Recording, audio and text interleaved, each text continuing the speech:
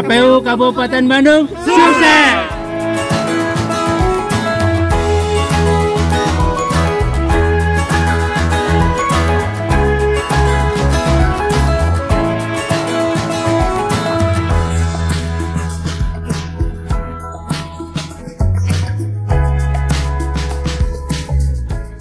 Assalamualaikum warahmatullahi wabarakatuh. Halo teman pemilih dimanapun kalian berada. Ketemu lagi kita kalau bukan di podcast Ngopi Dulu, Ngobrol Pintar, Demokrasi dan Kepemiluan. Tentu saja bersama saya Devi Agustinia. Baik teman pemilih, untuk episode podcast kita pada kali ini kita kembali kedatangan bintang tamu yang telah malang melintang di dunia kepemiluan atau dunia penyelenggaraan pemilu maupun pemilihan. Nah, teman pemilih penasaran dong siapa bintang tamu kita pada kali ini? Tentu saja kita akan mengupas ngobrol-ngobrol seputar pengalaman beliau di dunia penyelenggaraan kepemiluan. Langsung saja ya kita berkenalan dengan Bapak Gunawan. Halo ya. Bapak. Halo lagi Bu Devi. Sehat Bapak? Alhamdulillah. Bapak, pertama-tama kami ucapkan terima kasih nih udah hadir berkenan di podcastnya KPU Kabupaten Bandung nih. Bu. Nah, teman pemilih, Pak Gunawan ini pada penyelenggaraan pemilihan tahun 2020 kemarin itu sebagai sekretaris PPS ya Pak ya, PPS Desa Banjaran. Nah, kali ini kita ngobrol menelisik lebih dalam lagi ke tingkat PPS nih di desa ya Pak ya, Desa Banjaran. Nah, baik nih teman pemilih nih Pak ya, nanti akan menyaksikan ngobrol-ngobrol kita. Mungkin teman pemilih ingin berkenalan dulu nih dengan Pak Gunawan. Ada istilah kan tak kenal maka nggak tahu gitu ya Pak ya. Boleh dong Pak Gunawan berkenalan dulu. Pak Gunawan ini sebelum menjadi sekretaris PPS di pemilihan 2020 kemarin, pengalamannya itu kan banyak ya Pak ya, di PPK udah berapa periode tuh ya Pak ya, 2 periode. Boleh dong cerita Pak, pertama kali nih terjun di dunia kepemiluan, mangga. Terima kasih Bu Devi. Sebetulnya terjun di dunia perpemiluan itu akibat disuruh. Oh disuruh pertamanya Pak? Pertamanya disuruh ya. Saya nggak tahu sih sebetulnya pemilu itu cuman taunya hanya untuk memilih aja ya, memilih ajang pemilihan. Pada waktu itu masih ada 3 partai ya di tahun sebelumnya. Tahun berapa itu Bapak? Masih 3 partai? 99 ya, udah lama ya Pak ya? Udah lama sekali. Nah, di tahun 2025 kalau nggak salah saya pernah didatangi salah satu tokoh masyarakat RT untuk ikut menjadi KPPS penyelenggara di tingkat TPS ya. TPS. Pada saat itu saya pun bertanya-tanya naon KPPS karena pas dia sampaikan juga pokoknya anu ngalaksanakeun pemilihan weh cenah di TPS. Ya saya ikuti itu 2005 kalau nggak salah waktu itu Pilbub ya, Pilbub 2005 ya betul. Nah, setelah selesai kegiatan Pilbub 2005 di 2000 sekitaran 2027 kebetulan ada perangkat desa yang memanggil atau apalah nyauran lah bahasa Sunda namanya Bu, siap tuh di PPS. Dan ketika kali itu pun saya bingung juga PPS apa itu PPS? PPS teh panitia pemungutan suara cenah keur pemilu, pokoknya mah ngilu weh cenah kan gitu. Ikut saja seleksi saya. Kebetulan waktu itu saya ikut 2007 2008 teh pas kalau nggak salah mah Pilgub. Iya, gubernur ya 2008 pemilihan gubernur. Nah, dari sana mulai eksis. Nah, itu terus dilanjut dari 2008 rekrutmen 2007 2008 penyelenggaraan Pilgubnya dilanjutkan ke 2009 pemilu. Nah, dari sana 2010 ikut lagi di PPS, 2012 ikut seleksi di PPK, 2013 di PPK ke penyelenggaraan pemilihan gubernur ya. 2014 kembali di PPK, 2015 di PPK, terakhir 2018 2019 di PPK. Habis ini ya Pak ya, periode ya Pak ya, karena ada aturan itu ya. Kalau nggak ada regulasi aturan kayaknya terus nih Pak nih. Mungkin ya, mungkin juga tidak. Tapi dari awalnya disuruh tadi, mungkin malah jadi ini ya Pak ya, malah jadi semangat sendiri gitu ya. Kalau bahasa Sunda jadi resep. Jadi resep gitu ya, jadi malah mendalami gitu ya. Gitu. Karena memang dari awal perjalanan saya di pemilu, awalnya kan saya tidak tahu apa-apa. Pokoknya menyelenggarakan saja sesuai dengan yang diperintahkan oleh PPS ketika itu. Yang pertama saya laksanakan itu bukan kalau tidak salah ada memang seperti itu ya Bu ya. Disuruh mendata.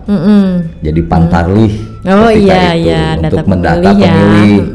Cuman waktu itu saya disuruh mendata itu door to door, merekrut warga yang memenuhi syarat untuk didaftar pemilih. Iya, kalau sekarang masih coklit itu ya Pak ya, coklit ya ke rumah-rumah gitu ya. Perjalanan dari pemilu ke pemilu, pantarlih, PPDP, betul. terus mencoklit, bla bla bla bla, sampai dengan saat kemarin lah ya, PPDP masih PPDP. Iya. Sampai ke situ ya Pak ya pokoknya. Jadi istilahnya tuh bisanya tuh langsung terjun langsung ya Pak ya, praktek langsung dengan pengalaman dari yang tidak tahu itu kan ya. Betul. Nah tadi kan teman pemilih udah diceritakan sama Pak Gunawan pengalamannya dari tahun ke tahun, malah dari tahun 2005 ya Pak ya hitungannya. 2005 luar biasa. Saya juga belum di sini nih Pak 2005. Nah terus Pak dari pengalaman itu nih Pak ya, gimana sih Pak pengalaman Bapak nih mungkin yang sekarang sampai sekarang masih teringat, regulasi yang tadi berubah loh Pak, berubah tadi seperti PPDP tadi kan ya istilahnya berubah, mungkin seperti sistem mencoblos, ada pernah mencontreng gitu, pasti Bapak mengalami. Gimana tuh Pak dengan regulasi yang ada? Kalau menurut hemat saya regulasi itu dibuatkan untuk perbaikan ya Bu ya, dari evaluasi kegiatan sebelumnya. Terus mungkin ada kendala ketika regulasi seperti ini sehingga diperbaiki lagi. Mungkin maksudnya perbaikan regulasi itu untuk penyelenggaraan yang lebih baik. Namun memang seiring berjalan waktu ketika terjadi perubahan regulasi itu para penyelenggara pun harus menyesuaikan kembali. Tapi pada dasarnya kegiatan penyelenggaraan pemilihan itu lamun cek masyarakat mah dah kitu-kitu keneh sebenarnya. Iya teh pemilihan deui itu sempat ada istilah seperti itu, sempat ada ungkapan seperti itu dari masyarakat seolah-olah jika nu bosen gitu. Padahal memang seperti itu gitu. Kalau terkait regulasi itu kan petunjuk atau aturan main dalam penyelenggaraan pemilunya gitu. Memang dari tiap pemilu itu senantiasa dinamis Bu. Contoh tadi ya peristilahan, terus yang Bu Depi sampaikan juga dulu pernah kalau tidak salah itu di 2009 yang pemilu mencontreng. Ketika aturan itu dibuat itu kan diharapkan itu mempermudah ya.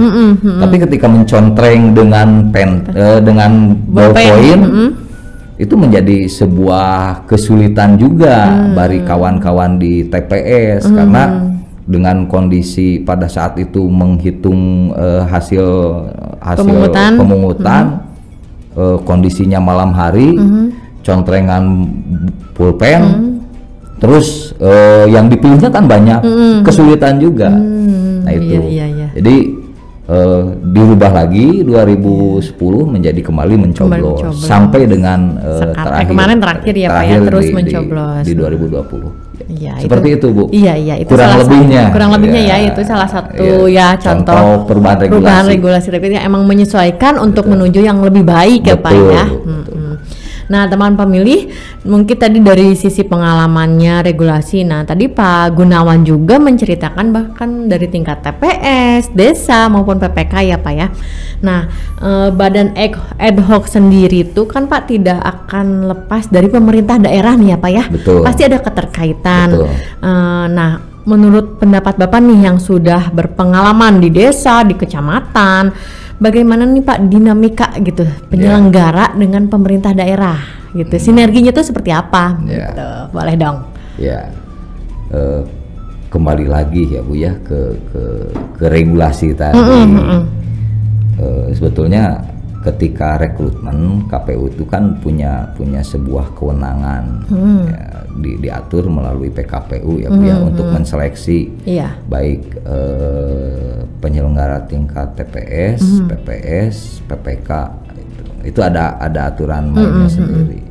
Cuman kondisi di lapangan ya ini fakta ya ketika di wilayah itu kan ada yang merekom itu kembali lagi sah-sah saja merekomendasikan. Artinya ketika rekomendasi itu muncul tidak juga serta-merta harus jadi kan. Itu kembali lagi ke aturan main dari KPU-nya sendiri. Diseleksi kembali kan. Jadi anggap saja rekom itu pemberangkatan calon baik ke PPS ataupun PPK untuk menjadi seorang KPPS, PPS atau PPK. Nah, untuk jadi atau tidaknya yang bersangkutan atau lolos atau tidaknya itu kembali lagi ke KPU. Iya, betul. Karena KPU pun harus punya kriteria bagi penyelenggara di tingkat bawahnya demi kelancaran Bu. Betul. Demi kelancaran, termasuk penilaian SDM-nya, terus penguasaan, apalagi contoh untuk kali ini ya Bu ya. Saya juga kan lumayan bukan terheran-heran zaman Bu. Kalau bahasa Sunda zaman geus serba canggih, segala rupana diaplikasikeun. Seperti itu ya Bu. Seperti itu. Punten upami campurnya. Iya nggak apa-apa Pak. Kadang-kadang saya kalau bahasa Indonesia sok tag-tag gitu. Nggak apa-apa. Yang nonton juga kan mayoritas teman pemilih di Kabupaten Bandung, Sunda nyariosna. Jadi penguasaan di IT itu kan tentu saja KPU juga berpikir seperti itu mungkin ya Bu ya dengan regulasinya. Jadi diutamakan yang memenuhi kriteria menurut KPU gitu. Nah, biasanya ketika yang direkomendasikan itu tidak lolos dengan hasil proses seleksi dari KPU itu ada sedikit kekecewaan mungkin gitu Bu ya. Mungkin gitu ya. Sehingga terkadang dari sana pun. Jadi yang diharapkannya mencek sudah mah diharapkan teh si A, si B, si C gitu. Ternyata yang jadi si D nu sejen gitu kan. Akhirnya sokwe kan gitu kan. Nah, untuk sinergis itu sebetulnya itu mah cuman salah satu faktor saja perjalanan itu. Tapi kembali lagi ke PPS, PPK yang terpilih Bu. Cara komunikasi. Nah, betul. Itu kembali lagi Bu. Kalau cara komunikasi, cara koordinasinya bagus, insya Allah bakal sinergi juga bagus ya gitu. Insya Allah gitu. Bakal bagus gitu. Jadi kembali lagi lah Bu. Intinya ke SDM yang bersangkutan. SDM itu sebenarnya modal utama ya Pak ya, modal awal gitu kan ya, gimana penyelenggara maupun di tingkat desa, kecamatan itu nanti sinerginya baik dengan pemerintah desa, sehingga kan penyelenggaraan juga mungkin lancar ya Pak ya. Satu lagi Bu, oh iya, kenapa harus komunikasi bagus? Karena kita menggunakan fasilitas Pemda juga. Kalau di tingkat kecamatan kita menggunakan fasilitas kecamatan. Di desa kita menggunakannya cohalna mah kieu Bu. Pan digawe teh di dieu piraku teu. Nah, itu kan lebih ke etika sih Bu ya. Iya, betul. Lebih ke etika itu.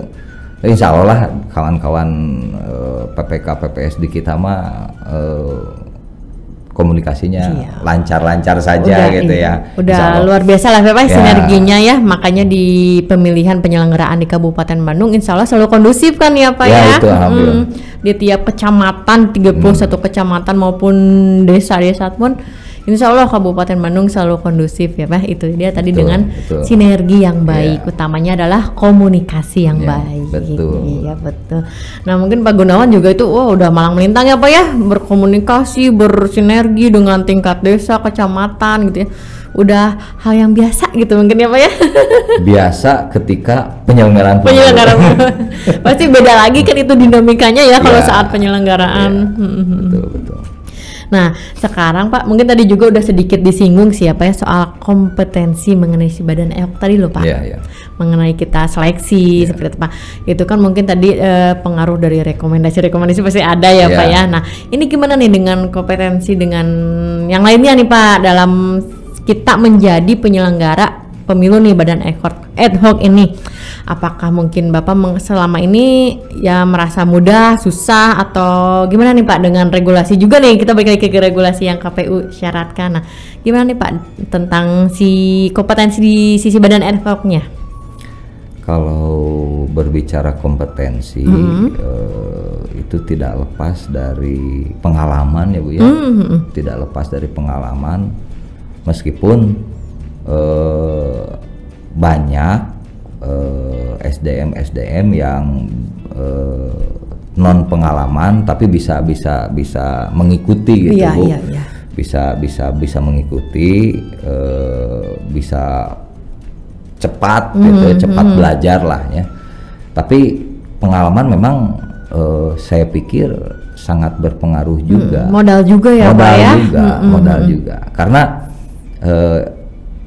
seperti yang tadi saya ceritakan ketika saya disuruh di KPPS, saya berpikir rek naon urang teh di dinya kan gitu. Kalau tanpa pengalaman itu kan gitu. Jadi betul. Akhirnya kita mengikuti arahan atau instruksi yang dianggap berpengalaman. Sementara yang dianggap berpengalaman itu lamun cek Sunda mah nitah nate nincak nate karena naon gitu kan. Harusnya kan ke regulasi itu. Bukan murni pengalaman gitu.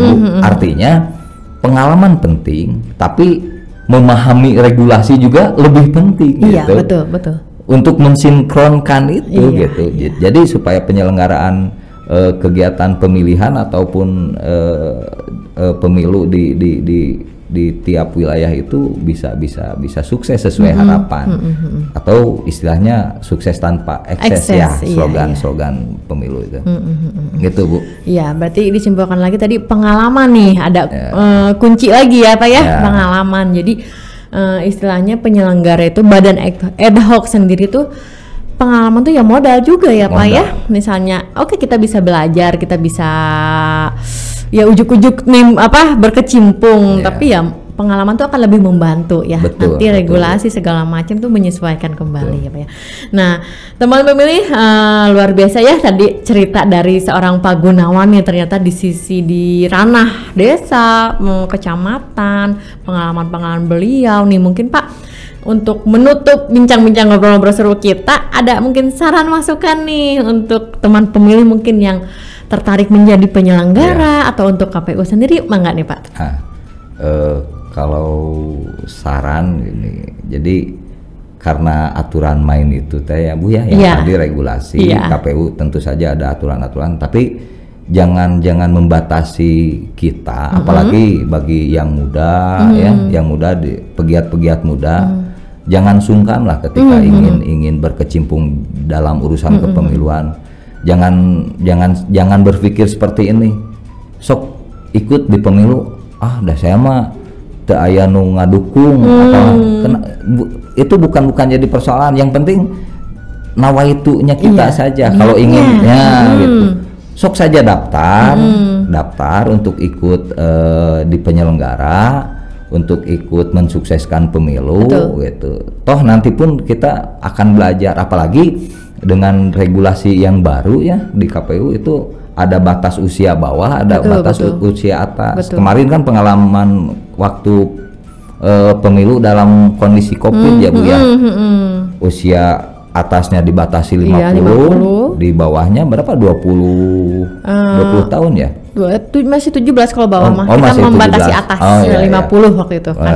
Itu ya usia rentan ya Pak ya. Artinya KPU mengharapkan ada jiwa-jiwa muda yang berkecimpung dalam penyelenggaraan pemilu. Saya harap, saya anjurkan bagi kawan-kawan di wilayah Kabupaten Bandung yang berjiwa muda untuk ikut berpartisipasi dalam kegiatan penyelenggaraan pemilu di wilayah kita. Betul.